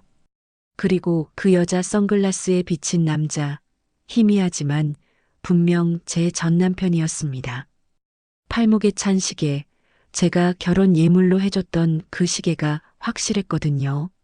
실직해서 양육비 줄 돈은 없다면서 상간녀랑 호캉스 즐길 돈은 있다? 심지어 아이랑 약속한 날 학교에 안 오고 저기서 저러고 있었다는 사실에 치가 떨려서 호흡 곤란이 올 지경이었습니다.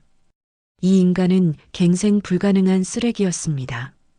저는 그 게시물을 캡처하고 날짜와 위치 정보까지 꼼꼼하게 기록했습니다.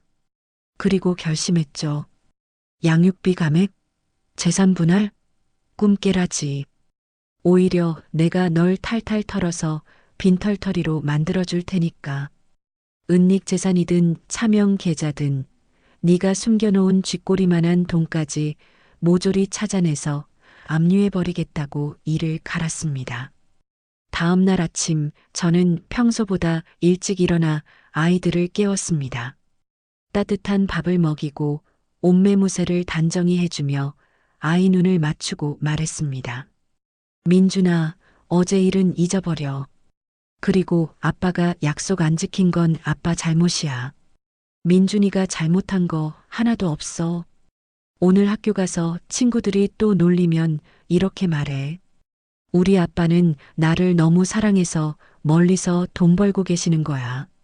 너네는 아무것도 모르면서 함부로 말하지 마. 라고 당당하게 말해. 알았지? 아이가 고개를 끄덕이며 씩씩하게 등교하는 모습을 보고 저는 핸드폰을 들어 변호사님께 전화를 걸었습니다. 목소리는 그 어느 때보다 차분하고 단호했습니다. 변호사님, 저예요. 소송하려고요. 그냥 방어가 아니라 제가 할 수 있는 모든 걸 다 걸어서 역소송할게요. 그 인간이 낸 소장, 기각시키는 건 물론이고 위자료 증액 청구랑 양육비 이행 명령까지 싹 다 진행해 주세요. 그리고 저한테 아주 결정적인 증거가 생겼거든요. 전 남편이 우리를 건드린 걸 뼈저리게 후회하게 만들어줄 생각에 두려움보다는 투지가 불타올랐습니다. 돈이 없어? 정말 없는지 아니면 없는 척하는 건지 내가 낱낱이 밝혀주지. 전 남편의 뻔뻔한 역습, 오히려 그게 제 전투력을 최대로 끌어올린 기폭제가 된 셈이었습니다. 이제 봐주는 건 없습니다. 자비 없는 엄마의 복수가 어떤 건지 똑똑히 보여줄 테니까요. 전 남편의 SNS 게시물을 확보한 그날 밤, 저는 잠 한숨 자지 못하고 식탁에 앉아 밤을 꼬박 새웠습니다. 식탁 위에는 이혼 소송 중에 법원을 통해 받아낸 전 남편의 최근 3년치 금융거래 내역서와 신용카드 사용 내역서가 수북이 쌓여 있었죠. 그리고 제 손에는 상간녀의 인스타그램이 켜진 핸드폰이 들려 있었습니다. 마치 퍼즐을 맞추듯 카드 내역서의 날짜와 금액, 그리고 상간녀가 SNS에 올린 사진들의 날짜와 장소를 하나하나 대조하기 시작했습니다. 눈이 빠질 것 같고 머리가 지끈거렸지만 멈출 수가 없더라고요. 그리고 얼마 지나지 않아 그동안 제가 몰랐던, 아니 상상조차 못했던 추악한 진실들이 고구마 줄기처럼 줄줄이 엮여 나오기 시작했습니다. 전 남편이 법원에 제출한 답변서에는 이렇게 적혀 있었거든요. 생활비가 부족하여 대출까지 받아가며 가정을 지키려 노력했다. 그런데 카드 내역서를 보니 그 생활비 부족이라며 현금 서비스를 받았던 바로 그 날짜, 그 시간에 상간녀의 인스타그램에는 화려한 사진들이 도배가 되어 있는 게 아니겠어요? 샤! 오빠랑 호캉스 스위트룸 플렉스.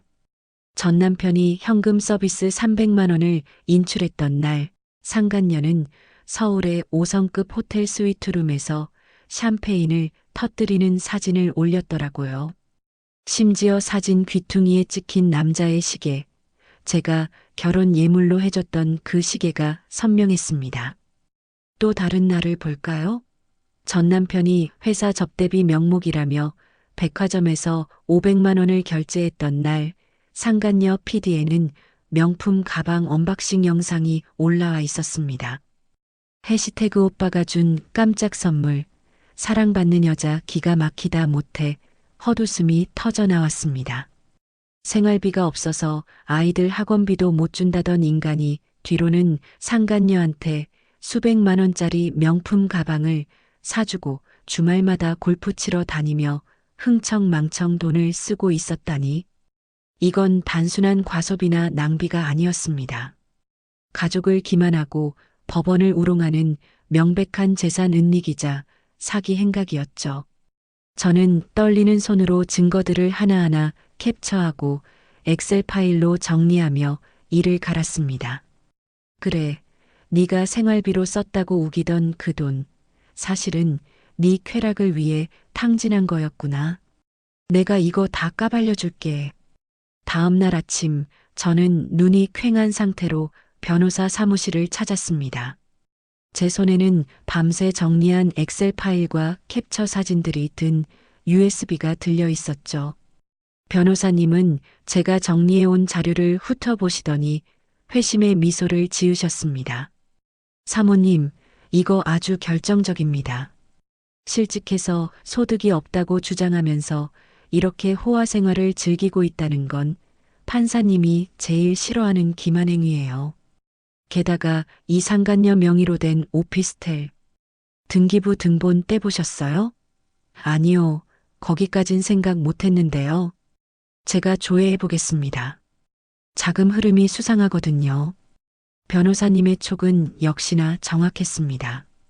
상간녀 명의로 된 오피스텔의 매매 시점이 전 남편이 퇴직금을 수령한 직후였고 근저당 설정도 없이 전액 현금으로 매입한 정황이 포착된 겁니다. 전 남편 계좌에서 거액이 인출된 날 상간녀 계좌로 비슷한 금액이 입금되고 곧바로 부동산 잔금이 치러진 흔적. 전 남편이 퇴직금을 생활비로 다 썼다고 거짓말을 해놓고 사실은 상간녀 명의로 재산을 빼돌려 놓은 것이었죠. 심지어 최근에는 제가 납입하고 있는 아이들 보험까지 몰래 약관 대출을 받아서 쓴 정황까지 드러났습니다. 정말이지 인간의 탈을 쓰고 어쩜 이렇게까지 바닥을 칠 수 있는지 분노를 넘어 경이로울 지경이었습니다. 저는 변호사님께 단호하게 말했습니다. 변호사님, 저 이거 다 돌려받을 거예요. 10원 한 장 남기지 않고 다 찾아올 겁니다. 그리고 그 인간, 법의 심판대 위에 세워서 아주 뼈저리게 후회하게 만들어주세요. 드디어 결전의 날, 가정법원 조정실. 전 남편은 꾀죄죄한 양복을 입고 수염도 깎지 않은 초췌한 몰골로 나타났습니다. 판사님 앞에서는 세상 불쌍한 표정을 지으며 연기를 시작하더군요. 판사님, 제가 다니던 회사에서 억울하게 해고당하고 지금 일용직을 전전하며 근근히 살고 있습니다. 아이들 양육비는커녕 제 입에 풀칠하기도 힘든 형편입니다. 제발 선처해 주십시오. 눈물까지 글썽이며 읍소하는 꼴을 보니 연기 대상감이다 싶더라고요. 판사님도 처음엔 전 남편의 딱한 사정을 듣고 고개를 끄덕이시는 눈치였습니다. 그때 우리 변호사님이 조용히 손을 들고 일어났습니다. 존경하는 재판장님, 원고의 주장은 모두 거짓입니다. 여기 반박 증거 자료를 제출하겠습니다. 변호사님이 제출한 서류 뭉치를 받아든 판사님의 표정이 순식간에 굳어지기 시작했습니다. 금융거래 내역서와 상간녀 SNS를 대조한 표, 상간녀와 호캉스를 즐기는 사진, 골프장에서 찍은 사진, 명품 가방 영수증, 그리고 결정적으로 상간녀 명의의 오피스텔 등기부 등본과 자금 출처 소명 자료들. 판사님은 안경을 고쳤으며 서류를 꼼꼼히 훑어보시더니 전 남편을 노려보며 차갑게 물으셨습니다. 원고, 이 사진들 본인 맞습니까? 실직해서 생활고에 시달린다는 분이 호텔 스위트룸에서 샴페인을 마시고 계시네요. 본인이 생활비 부족으로 대출받았다고 주장한 날짜랑 정확히 일치합니다. 전 남편의 얼굴이 사색이 되었습니다. 아, 그게 저기 친구가 사준 겁니다. 제가 돈 낸 거 아닙니다. 친구가요? 그럼 이 오피스텔은요? 퇴직금 받은 날짜에 상간녀 명의로 오피스텔을 샀는데 이것도 친구가 사준 겁니까? 금융 거래 내역이 다 나와 있는데 거짓말을 하십니까? 전 남편은 횡설수설하며 변명을 늘어놓았지만 앞뒤가 하나도 맞지 않았습니다. 그 오피스텔은 제 돈이 아니고 빌린 돈입니다. 차용증은 없지만 판사님은 더 이상 듣고 싶지 않다는 듯 손을 들어 말을 잘랐습니다. 빌린 돈이라면서 차용증도 없고 이자, 지급 내역도 없네요. 이건 명백한 재산 은닉이자 사기 소송입니다. 원고, 법원을 기만하는 행위는 중대한 범죄입니다. 감치 명령 받고 싶습니까? 판사님의 호통에 조정실안은 찬물을 끼얹은 듯 조용해졌습니다. 전 남편은 고개를 푹 숙이고 아무 말도 못했습니다. 저는 그 모습을 팔짱을 끼고 지켜보며 속으로 쾌재를 불렀죠. 꼴 좋다. 네가 팠던 무덤에 네가 들어가는구나. 판사님은 잠시 정적을 깨고 판결을 내리셨습니다. 원고의 양육비 감액 청구는 기각합니다. 오히려 피고가 제기한 재산 분할 재청구와 위자료 증액 청구를 인용합니다. 원고는 은닉한 재산을 즉시 처분하거나 그에 상응하는 가액을 피고에게 분할금으로 지급하고 위자료 5천만 원을 추가로 지급하십시오.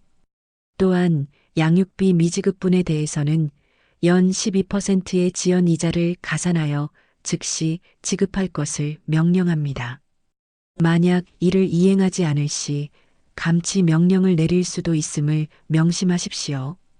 땅, 땅, 땅. 판사님의 의사봉 소리가 제 귀에는 천상의 팡파르처럼 들렸습니다. 전 남편은 망연자실한 표정으로 주저앉았고 저는 승리의 미소를 지으며 일어났어요. 조정실을 나서는데 전 남편이 다급하게 쫓아나와 제 팔을 잡더군요. 여보, 아니, 민준 엄마, 잠깐만, 나 좀 봐봐. 저는 벌레를 쳐다보듯 차가운 눈빛으로 그를 쏘아봤습니다. 이거 나.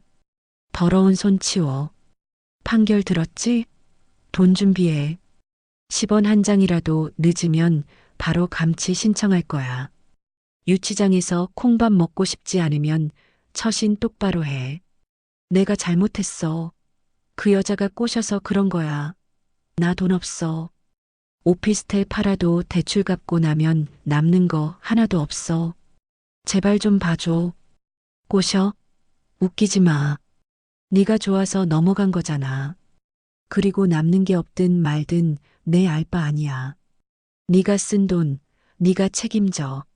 나한테 사정하지 말고 그 여자한테 가서 돈 달라고 해.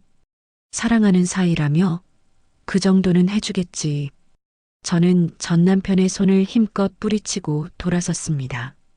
뒤에서 민준 엄마, 여보 하고 부르는 소리가 들렸지만 뒤도 돌아보지 않았습니다. 엘리베이터에 타서 거울을 보니 제 얼굴이 그렇게 환해 보일 수가 없더군요. 10년 묵은 체증이 싹 내려가는 기분이었습니다. 법원 건물을 나서는데 파란 하늘이 유난히 맑고 높게 느껴졌습니다. 마치 하늘도 제 편을 들어주는 것 같았죠. 하지만 여기서 끝이 아니었습니다. 저는 승리의 기쁨을 만끽할 새도 없이 다음 단계로 넘어갔습니다. 바로 상간녀 위자료 청구 소송이었죠. 전 남편에게 받은 판결문을 근거로 상간녀에게도 책임을 물어야 했습니다. 변호사님은 이미 전 남편 소송에서 승소했으니 상간녀 소송은 식은 죽 먹기입니다. 라고 자신하셨습니다.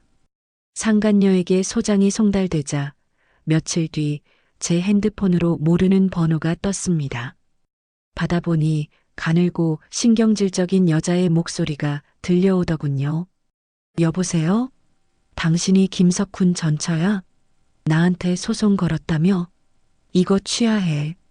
안 그러면 가만 안 둬. 적반하장도 유분수지 상간녀 주제의 협박이라니. 저는 코웃음을 치며 대꾸했습니다. 가만 안 두면 어쩔 건데? 네가 뭘 할 수 있는데? 불륜녀 주제에 어디서 큰 소리야? 법원 가기 싫으면 지금 당장 위자료 3천만 원 입금해.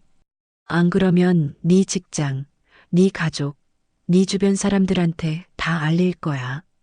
네가 유부남이랑 놀아나고 그 남자 돈으로 오피스텔 산 거. 너 미쳤어? 명예훼손으로 고소할 거야. 해봐. 사실 적시 명예훼손?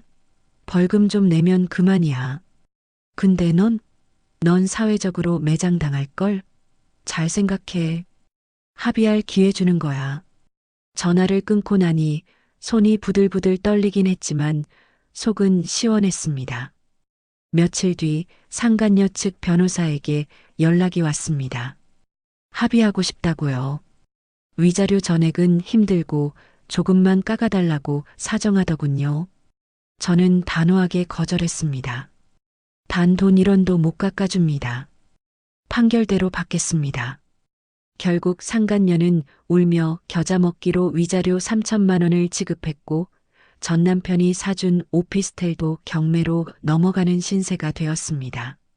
전 남편과 상간녀 두 사람 모두 빈털터리가 되고 사회적으로 매장당하는 결말. 이보다 더 완벽한 복수가 있을까요? 모든 소송이 끝나고 통장에 입금된 위자료와 재산 분할금을 확인하던 날, 저는 아이들을 데리고 근사한 레스토랑에 갔습니다. 그동안 돈 아끼느라 먹고 싶은 것도 못 사주고 입고 싶은 옷도 못 사줬던 게 마음에 걸렸거든요. 아이들이 스테이크를 맛있게 먹는 모습을 보며 저는 다짐했습니다. 이제 아빠 없는 서름 따위 느끼지 않게 해줄게. 엄마가 아빠 목까지 다 해줄게. 큰아이가 오물오물 고기를 씹으며 말하더군요. 엄마, 오늘 진짜 맛있다.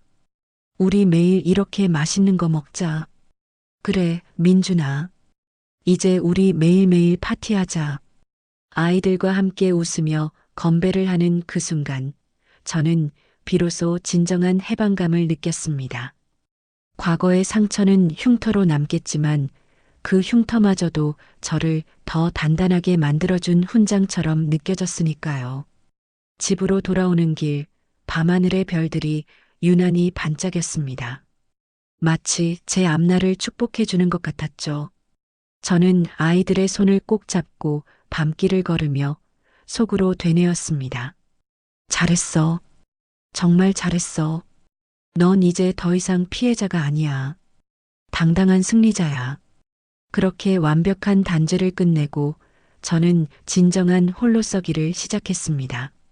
이제 제 인생의 이막은 해피엔딩만이 기다리고 있을 거라고 믿어 의심치 않았습니다. 하지만 인생은 끝까지 방심할 수 없는 법. 또 다른 행복이 그리고 또 다른 도전이 저를 기다리고 있었으니까요. 어느덧 시간은 흘러 그 지옥 같았던 이혼 법정을 나선 지 벌써 3년이라는 세월이 지났네요. 지금 저는 어떻게 살고 있냐고요?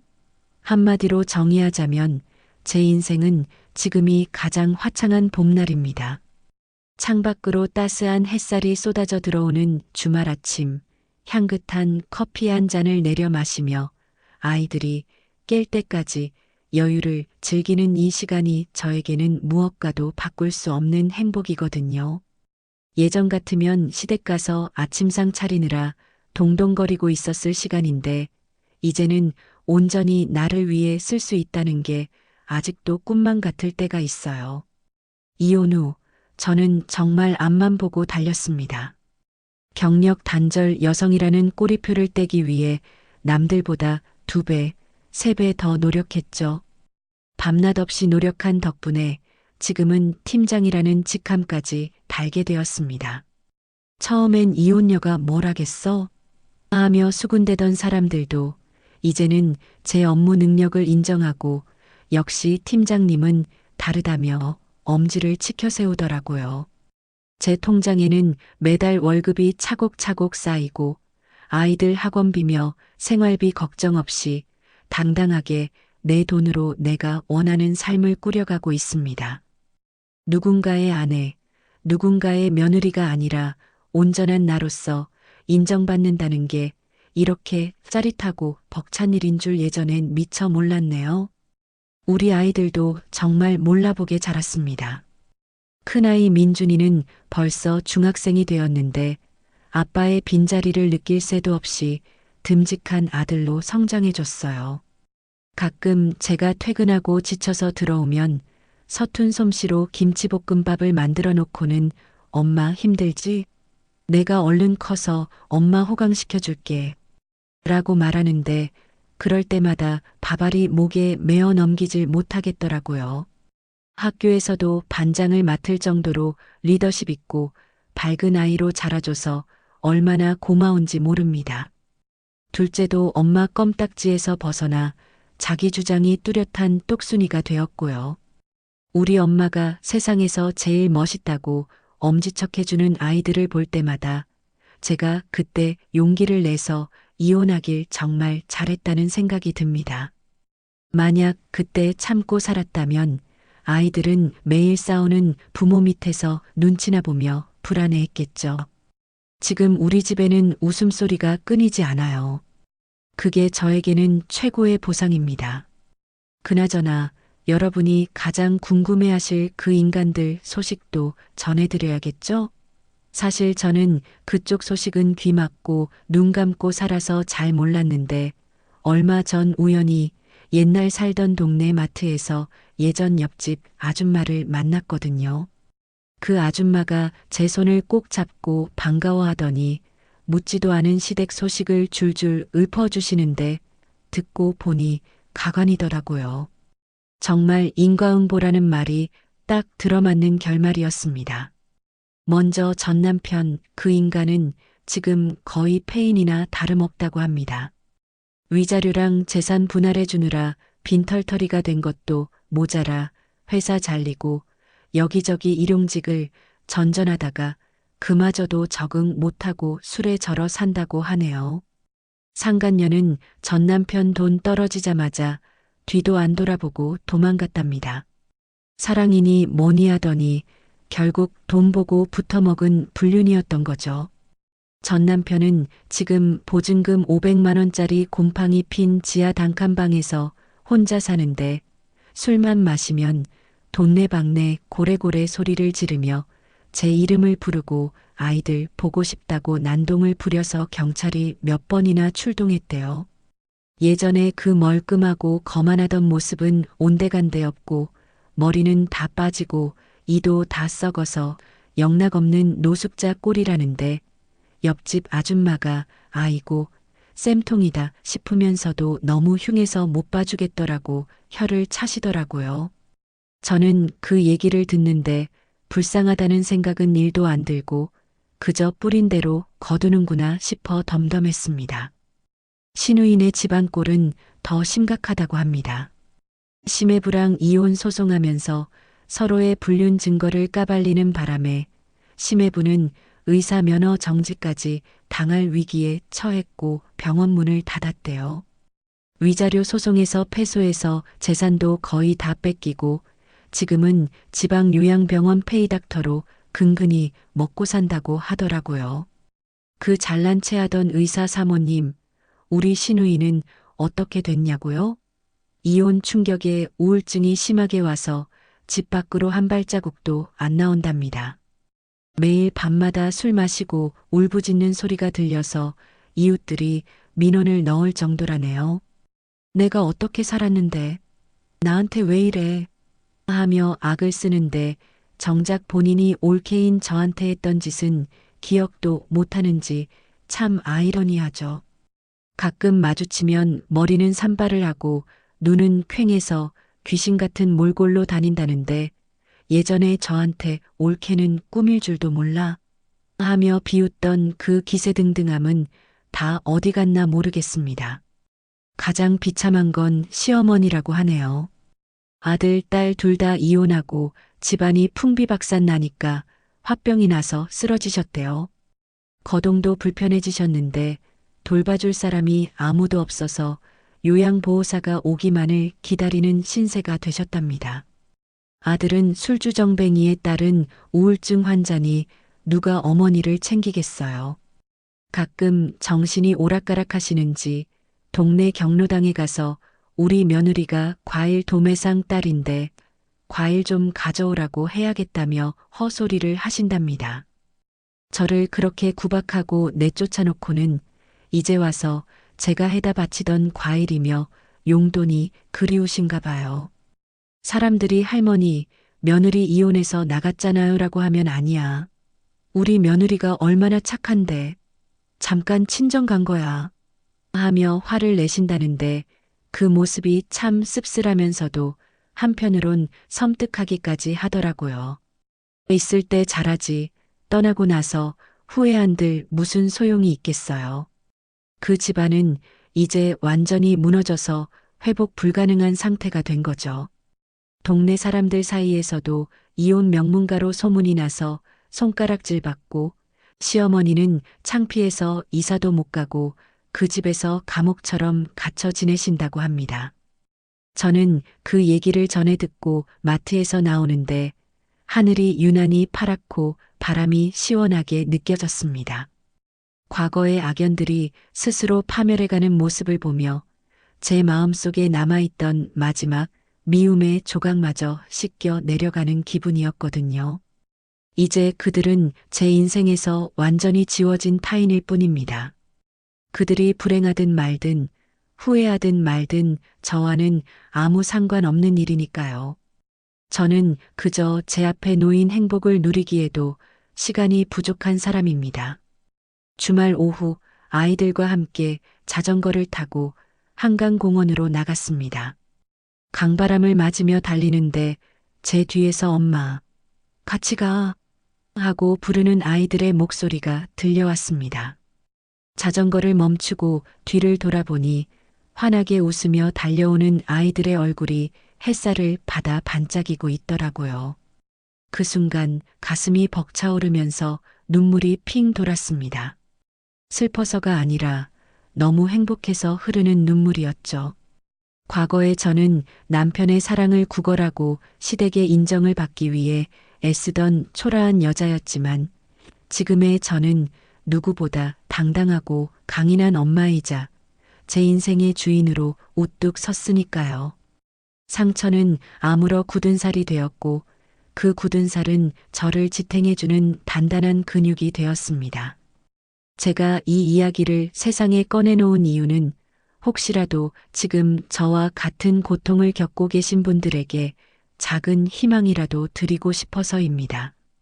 남편의 외도로 시댁의 갑질로 눈물 흘리며 나 하나만 참으면 되지 하고 참고 계신 분들이 있다면 제발 그러지 마시라고 말씀드리고 싶어요. 참는다고 해결되는 건 아무것도 없습니다. 오히려 참고 인내할수록 그들은 당신을 더 만만하게 보고 짓밟으려 들 겁니다. 당신은 누군가의 부속품이 아니라 세상에서 가장 소중하고 귀한 존재입니다. 금지옥 여부로 자란 귀한 딸이었고 앞으로도 사랑받아 마땅한 여자입니다. 자신을 갉아먹는 관계라면 과감하게 끊어내세요. 두려워하지 마세요. 그 지옥 같은 문을 열고 나오면 생각보다 훨씬 더 넓고 눈부신 세상이 당신을 기다리고 있으니까요. 저를 보세요. 40이 넘은 나이에 이혼녀가 되어 아이 둘을 데리고 나왔지만 저는 지금 그 어느 때보다 행복합니다. 남편 없이도 시댁 없이도 우리는 충분히 잘 살 수 있습니다. 아니, 훨씬 더 잘 살 수 있습니다. 제 인생의 겨울은 끝났습니다. 이제 제 앞에는 따스한 봄날의 꽃길만이 펼쳐져 있을 겁니다. 그리고 이 방송을 듣고 계신 여러분의 인생에도 반드시 찬란한 봄날이 찾아오기를 진심으로 응원하겠습니다. 용기 내세요. 그리고 행복해지세요. 우리는 그럴 자격이 충분하니까요. 지금까지 제 이야기를 들어주셔서 감사합니다. 네, 오늘은 정말 한 편의 드라마보다 더 드라마 같은 사연을 함께 했습니다. 금지옥역 귀한 딸로 자라 믿었던 사람에게 배신당하고 시댁의 모진 구박 속에서도 끝내 아이들을 위해 홀로 서기에 성공한 나영님. 마지막에 들려주신 그 당당한 목소리가 제 가슴을 뭉클하게 만드네요. 참는다고 해결되는 건 없다. 당신은 소중한 존재다. 이 말이 지금 어딘가에서 남몰래 눈물 흘리고 계신 분들에게 얼마나 큰 용기가 되었을지 짐작이 갑니다. 비바람이 몰아쳐도 결국 봄은 오고 상처는 아물어 더 단단한 굳은 살이 된다는 걸 나영님께서 몸소 보여주셨습니다. 지금 이 순간에도 힘든 시간을 보내고 계신 분들이 있다면 나영님의 이야기처럼 부디 자신을 가장 아끼고 사랑하는 선택을 하셨으면 좋겠습니다. 겨울이 지나면 반드시 꽃피는 봄이 온다는 사실 잊지 마세요. 아이들과 함께 맞이하신 나영님의 찬란한 제2의 봄날, 저도 진심으로 응원하겠습니다. 나영님께 응원의 댓글을 남겨주세요. 큰 위로가 되어줄 거예요. 오늘도 끝까지 함께 해주셔서 감사합니다.